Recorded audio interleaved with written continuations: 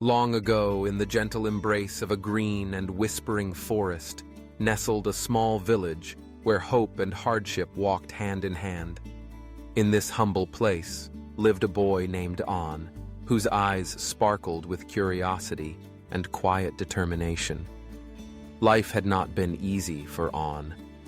He had lost his father when he was very young, leaving him and his mother to carve out their days alone, sheltered beneath the thatched roof of a modest cottage. Yet, despite the weight of sorrow and the daily struggle, Anne held on to dreams that soared far beyond the boundaries of his village. Each morning, as the mist drifted through the trees and the first rays of sunlight brushed the earth, Anne imagined a future brighter than the one he had known. He watched his mother laboring by the fire, her hands worn but gentle, and he promised himself that he would find a way to change their fate. That promise became the seed of hope within his heart, a hope that would be tested by time, doubt, and the laughter of others. One crisp autumn day, as Anne wandered through the village square, he met an old farmer whose face was lined with years and wisdom. The farmer pressed a small pouch into Anne's hands, the fabric rough and faded, yet holding something precious. Within it lay bamboo seeds, unlike any Anne had ever seen. The old farmer spoke with a voice deep as the forest itself.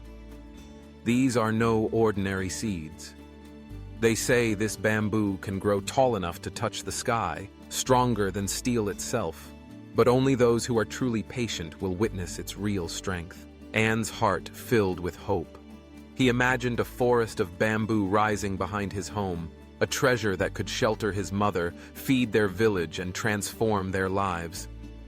That night, beneath the glow of a lantern, Anne told his mother about the magical seeds. She smiled, her eyes weary but kind. "Let us plant them, my son," she said. "Let us see where hope will take us." With care and reverence, Anne chose a patch of land behind their house. He cleared the weeds, loosened the earth, and gently pressed each seed into the soil. Every day, he watered the ground, pulled stray grass, and watched for any sign of life. The days became weeks, and the weeks stretched into a month. Yet the earth remained silent, bare and unmoved. Villagers passing by mocked his efforts. "What a foolish boy," they laughed. "Nothing can grow on that poor soil." Their words stung, but Anne clung to the memory of the old farmer's promise. He whispered to the seeds as if they could hear, "I believe in you. I will wait." The first year passed in a quiet struggle. While others harvested rice and corn, Anne tended to his empty patch, often alone. His friends teased him, and doubt crept into his heart.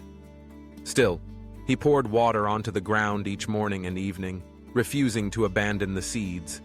Sometimes he thought of digging them up, fearing he had been tricked. But whenever he saw his mother by the fire, working late into the night, he remembered his promise. Maybe a miracle is still waiting beneath the soil, he told himself. Year 2 dawned, and the laughter of others grew louder. 2 years and not a single sprout? He must have been tricked, they said, shaking their heads. Anne felt the sting of their words, but his resolve did not waver. He kept working, clinging to hope even as doubt gnawed at him. By the 3rd year, despair settled over Anne like a heavy blanket. His mother, seeing his frustration, gently suggested, "My son, you've already given too much time. Maybe it's time to plant rice or corn, at least to have food to eat." Anne did not answer. He lay awake that night, staring at the ceiling, his dreams clouded by disappointment. But as sleep eluded him, Anne remembered his father's words. "The strongest things in life are built in the dark. The roots beneath the ground are what allow the tree to stand tall in the storm." Those words rekindled a fragile flame within Anne's heart. He resolved to carry on, not because the world believed in him, but because he believed in himself. A 4th year passed. The villagers called him crazy. Yet, Anne began to understand something deeper. Some things require hidden preparation, invisible growth. Not every effort yields instant results. He continued to nurture the soil, even when nothing changed. Then, As the 5th year began, something miraculous happened. One morning, as Anne poured water onto the ground, he saw a tiny green shoot breaking through the surface. His heart leaped. That fragile sprout was proof that his patience had not been in vain. From that moment, the bamboo grew with astonishing speed. Within weeks, it was taller than Anne. Soon, it rose higher than the roof of his house, its slender stalks reaching for the clouds. The once barren plot behind his home transformed into a forest, tall, strong, and magnificent. The villagers came, astonished. "How could bamboo grow so fast?" they asked. Anne smiled, his eyes shining with quiet pride. "For 5 years, it was not asleep," he replied.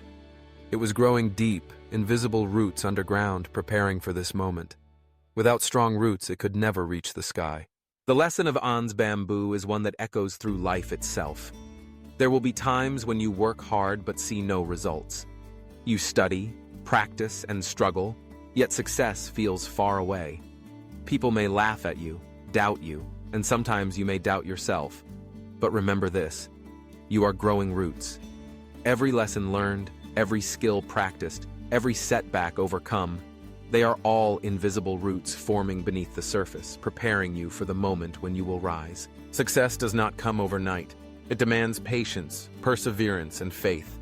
The most valuable things in life grow slowly, hidden from view, until they are ready to burst forth. When your roots are strong, you will break through. And when you rise, you will grow faster and higher than anyone could imagine. So, let Anne's story remind you, never be afraid to dream, to hope, and to wait. Your efforts are not wasted. Beneath the surface, you are building the foundation for greatness. When the time comes, you will touch the sky, and your strength will endure, just like the bamboo that stood tall for generations to come.